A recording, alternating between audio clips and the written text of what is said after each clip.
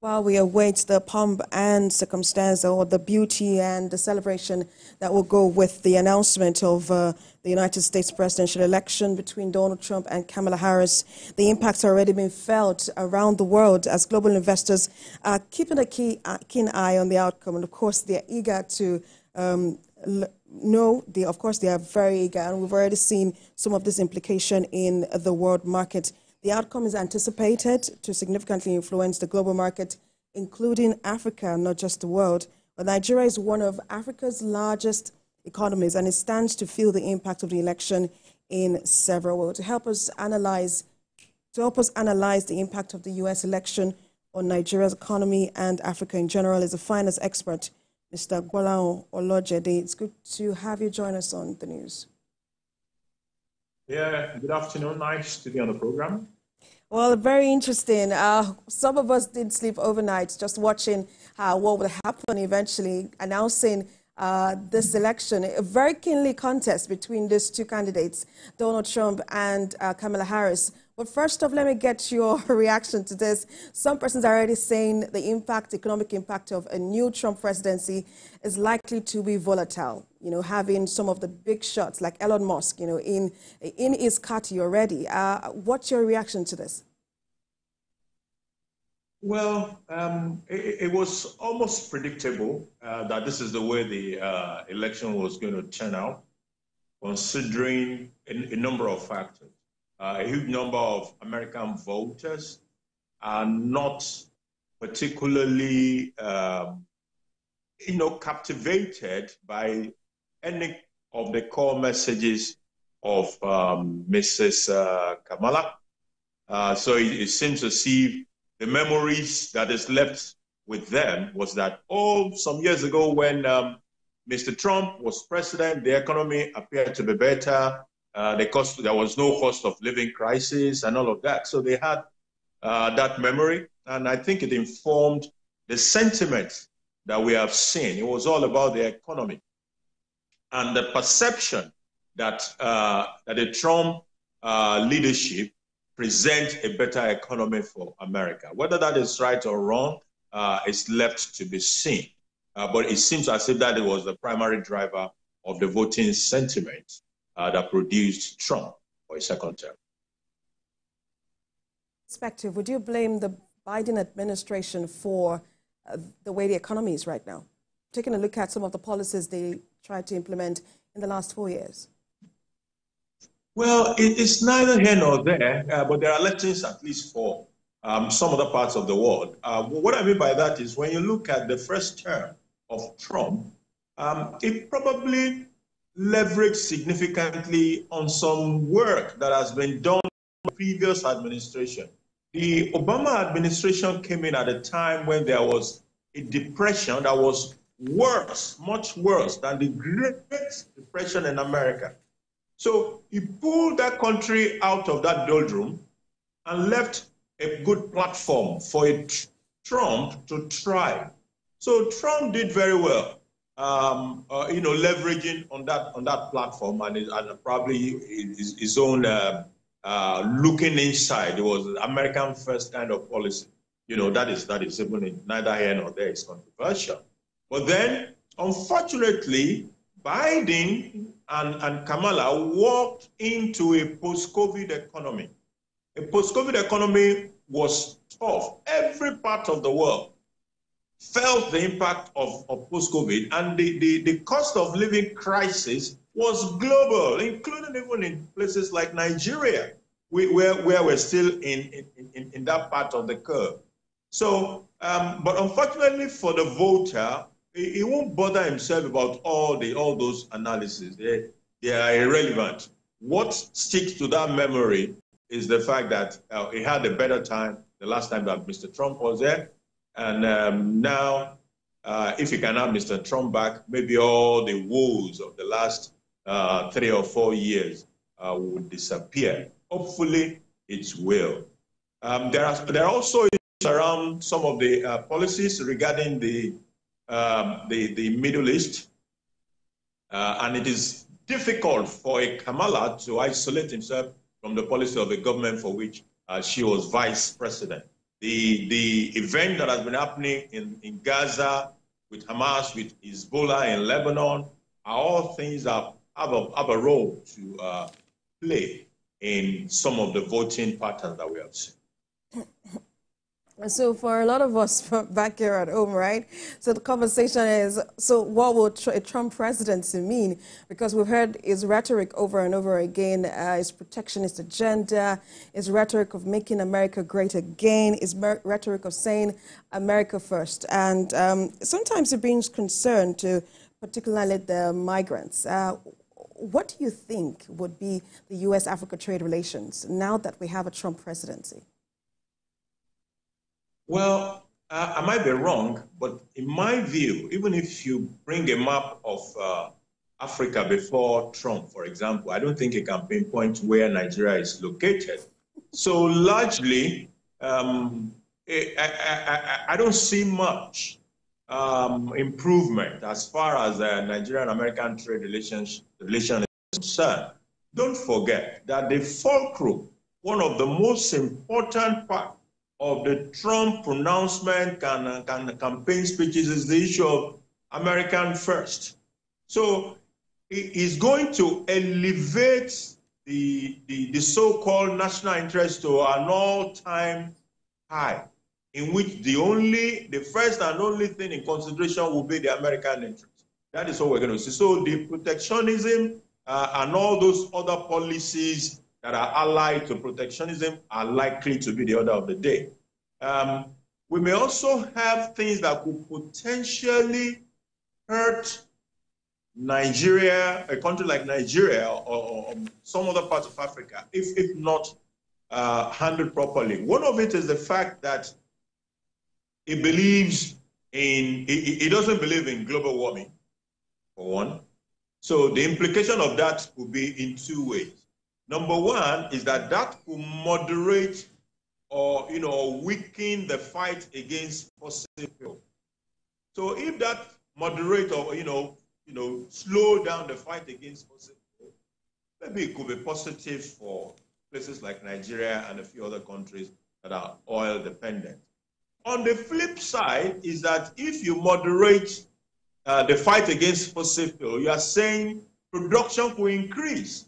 Trump is someone who could promote things like drilling for oil in Alaska and all those other things that I seem to be environmentally challenging. So it could potentially lead to more oil production and a depressed oil price across the world. So if there's a depressed oil price, for countries that sell crude to survive, there might be economic challenges as the oil price might fall compared to what we have right now. You also see what will play out in the Middle East. It's difficult to predict, though. What he has been saying is that he's going to end the war in that region. How exactly he intends to do it, nobody could say for sure. But if that happens, if the war comes to an end in that part of the world, it will definitely improve some of the issues globally. You have issues that may affect Iran. There have been fears around targeting Iran oil production and all of that. Though that has not happened. But if that happens, it is part of the anxiety that the world is facing.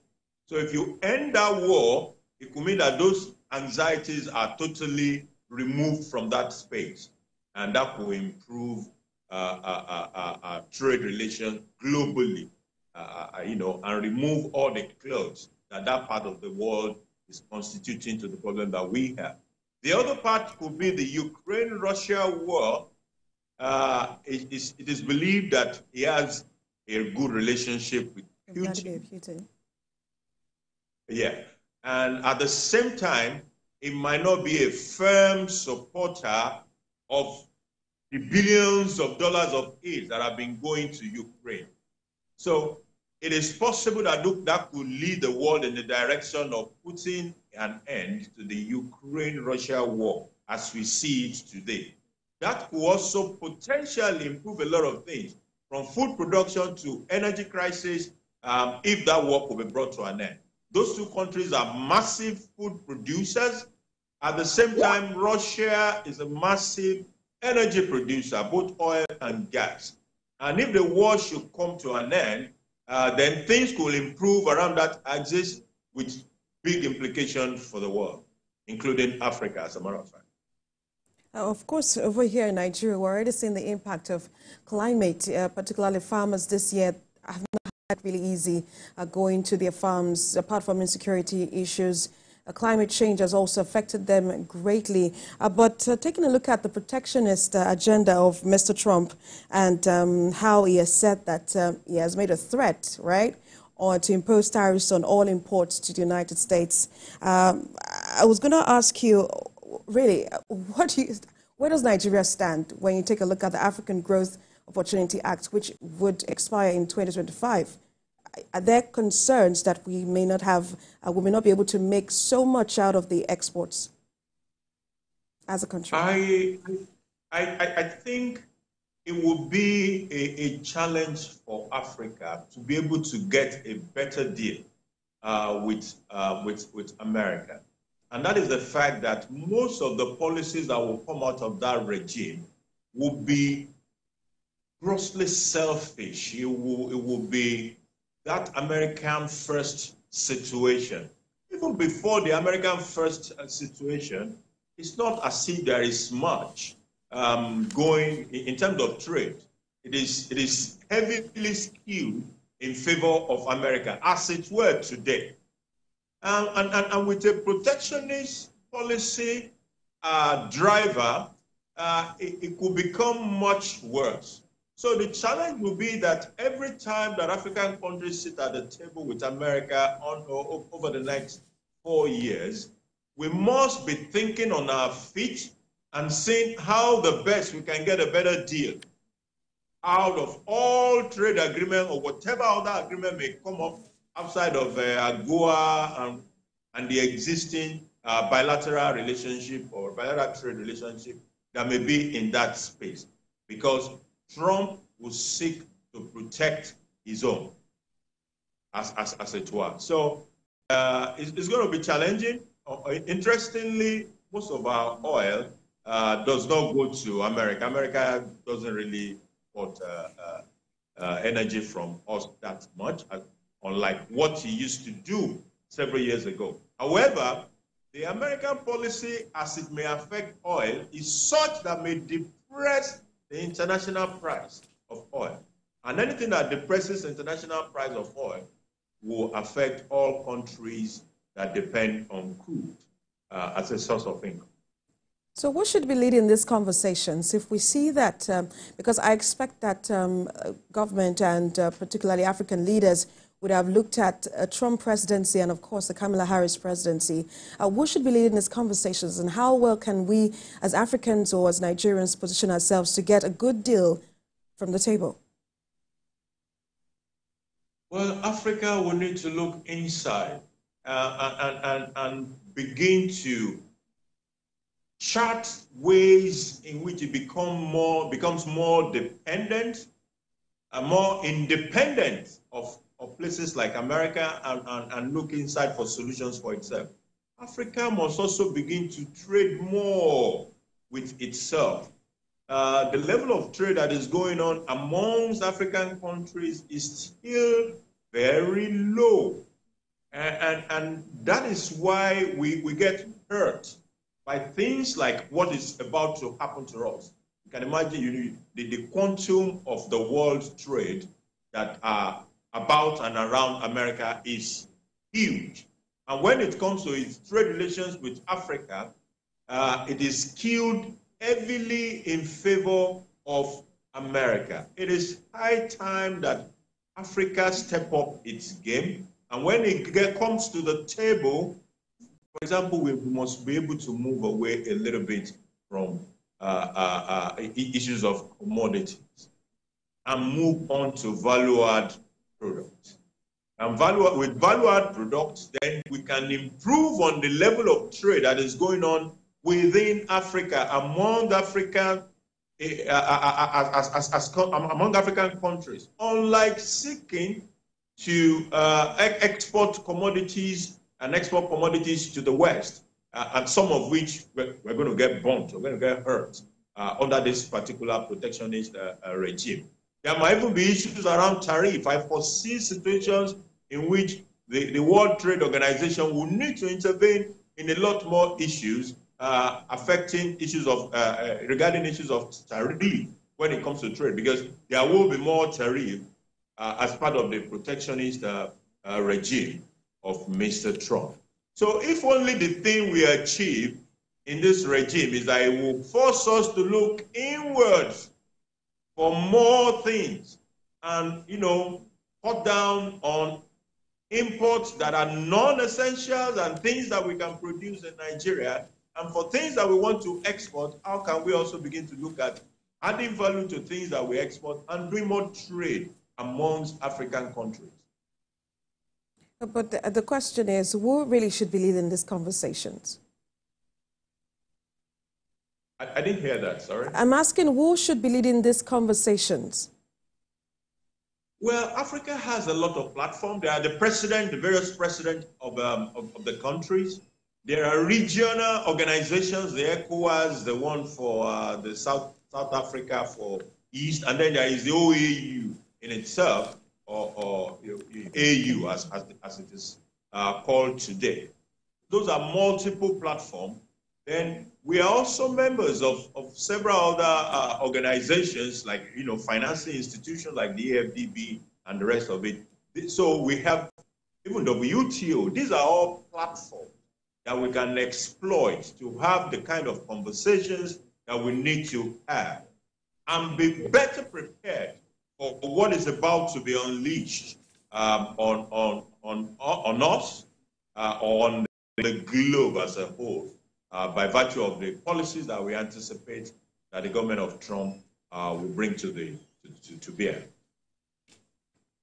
I want to say thank you so much, Mr. Agbola Olajide, finance experts. Thank you so much for sharing your thoughts with us on Business Nigeria. Hopefully we get to bring you back on another topic, and hopefully the Trump administration will be kind to us here in Nigeria and in Africa as well. Thank you so much for sharing your thoughts.